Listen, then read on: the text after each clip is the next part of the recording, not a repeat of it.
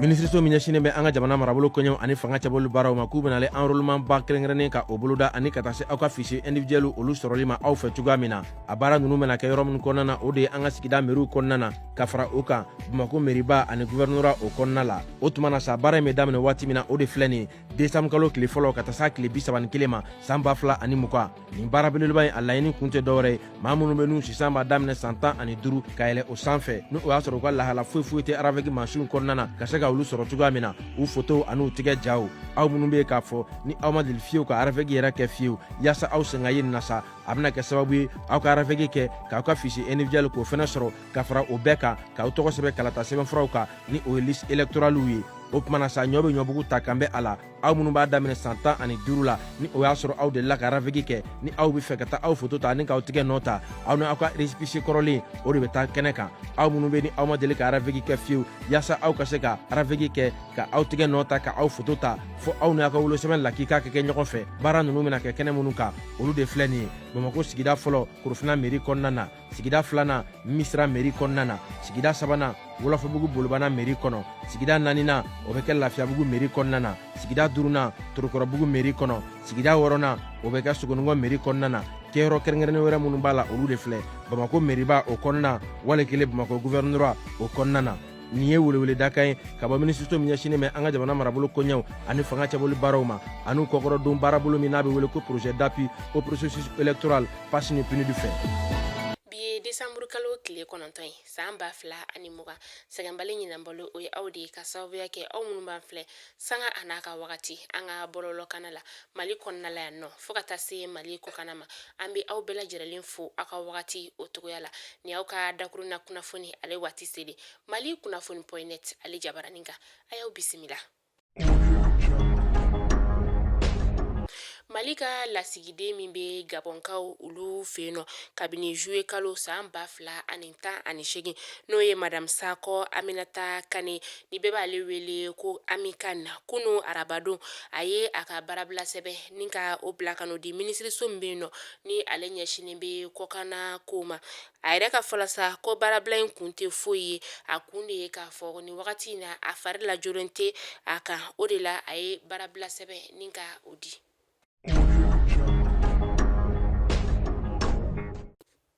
Conseil national de la transition ale sɛbɛnfuraw olu bɔra wagati min na sa n'o kɛra alamusa tɛmɛnen décembre kalo tile 3 san 2020 alimami min bɛ ala sa n'o ye Umaru Jara ye sa ale yɛrɛ tɔgɔ tun bɛ a kɔnɔna la min n'a tun y'a yira k'a fɔ ko ale ka dɛmɛ bɛ M5 RFP maaw masa ni a tun bɛ o kɔnɔna la nka an bɛ bɔ min kalama sa ale ka CNT sigi o dana wagati kungurunin ko ma tile 5 kɔfɛ sa ni alimamiba in a ye a ka baarabila sɛbɛn ni ka o di CNT maaw ma k'a fɔ ko ale sen tɛ CNT ko o la.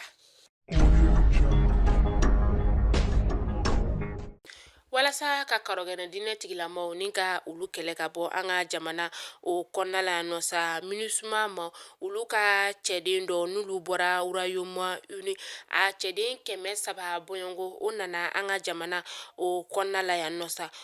k'aw hakili jigin k'a fɔ ko Nations Unies maa minnu bɛ an ka jamana kɔnɔna la a maa bɛ t'i jɔ maa 1800 o de la kasikubilenw ta fanfɛla la minnu n'u bɔra dugu 56 o de la walasa kana maliyɛndenw ni kisi ani u bolominɛw. Kajolokaw fɛ yen nɔ sa u ka dugu min bɛ yen nɔ ni o bɛ wele ko Jalakoroso ale bɛ Zuega ale bɛ Kajolo o lamini na sa ɲanamini fɛn kilo 480 o de minɛna sa décembre kalo tile 7 san 2020 sa a minɛna maa min bolo sa o de ye cɛ dɔ ye k'ale tun kelen don ka i yɛrɛ kɛ douanier de ye ka n'a bɛ douanier finiw don a la an ka finitigilakaw ka yalayala o kɔnɔna la sa u ye tɛgɛ da ni cɛba in kan ni ka taa n'a ye kiiritigilamaw ka bolo kan.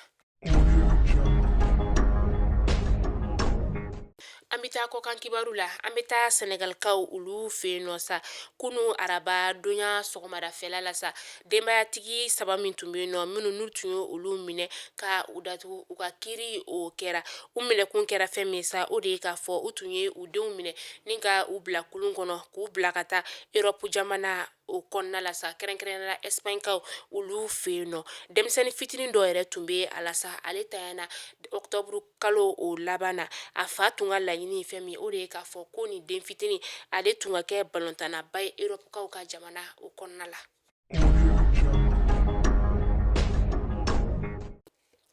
An bɛ wagati min na i n'a fɔ sisan nɔ halisa Ganakaw olu bɛ ka u ka jamana ɲɛma kalafili fo ka taa se wasaden kalafili o masa o jaabi u bɛ ka olu makɔnɔ jaabi min yɛrɛ ni a tun kan ka bɔ kunu surɔ u ka jaabi bɔlaw olu fɛ nka u ye a bɔ a dɔgɔkɔrɔ cɛbɔ dɔw yɛrɛ tun bɛ yen sa olu tun y'a yira k'a fɔ ko olu yɛrɛ tun ye san sɔrɔ ka ban.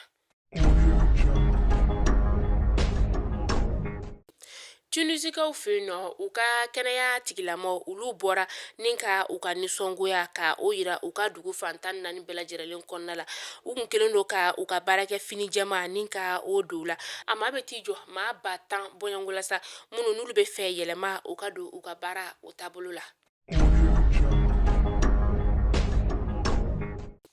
Ayiwa Mali kunnafoni jabarani lajɛbaw ni kunnafoni de tun bɛ an bolokɔrɔ bi ni k'a da aw bɛɛ lajɛlen kulo kan aw ni ce aw ka lajɛ ko ɲuman na aw k'an bɛn diɲɛ waati wɛrɛ n tɛ sɛgɛn k'a fɔ aw ɲɛna an ka hakili to an yɛrɛ la coronavirus banako in na k'a sababuya kɛ coronavirus ale yeta de bɛ ka caya ka taga fɛ Mali jamana o kɔnɔna la an ka hakili to an yɛrɛ la an ka to k'an tɛgɛ ko sanga a n'a ka wagati safinɛ la an ka gel hydroalcoolique ni ka olu kɛ an tɛgɛ la an ka furancɛ don an ni ɲɔgɔn cɛ an ka to ka an nun datugu sanga a n'a ka wagati an ka furancɛ jan don an ni ɲɔgɔn cɛ fana o ladilikan de tun bɛ an bolokɔrɔ bi ni k'a da aw kulo kan aw k'an bɛn diɲɛ waati wɛrɛ.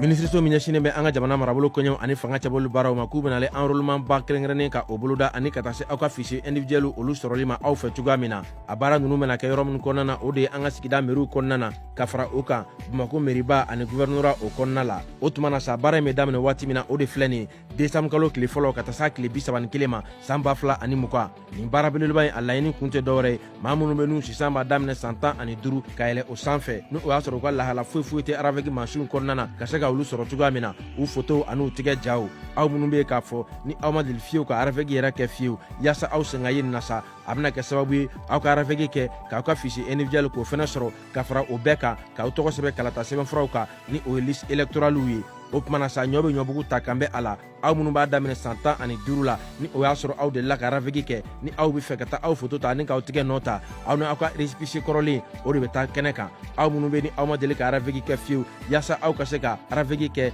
ka aw tigɛ nɔ ta ka aw photo ta fo aw ni aw ka wolosɛbɛn lakika ka kɛ ɲɔgɔn fɛ baara ninnu bɛna kɛ kɛnɛ minnu kan olu de filɛ nin ye Bamako sigida fɔlɔ Korofina mairie kɔnɔna na sigida filanan Misira mairie kɔnɔna na sigida sabanan Wolofabugu Bolobana mairie kɔnɔ sigida naaninan o bɛ kɛ Lafiyabugu mairie kɔnɔna na sigida duurunan Torokɔrɔbugu mairie kɔnɔ sigida wɔɔrɔnan o bɛ kɛ Sogonikɔ mairie kɔnɔna na kɛyɔrɔ kɛrɛnkɛrɛnnen wɛrɛ minnu b'a la olu de filɛ Bamako mairiba o kɔnɔna wali kelen Bamako gouvernorat o kɔnɔna na nin ye welewele dakan ye ka bɔ minisiriso min ɲɛsinnen bɛ an ka jamana marabolo koɲɛw ani fanga cɛbɔli baaraw ma ani kɔkɔrɔdon baarabolo min n'a bɛ wele ko projet d'appui au processus électoral passe ni PNUD fɛ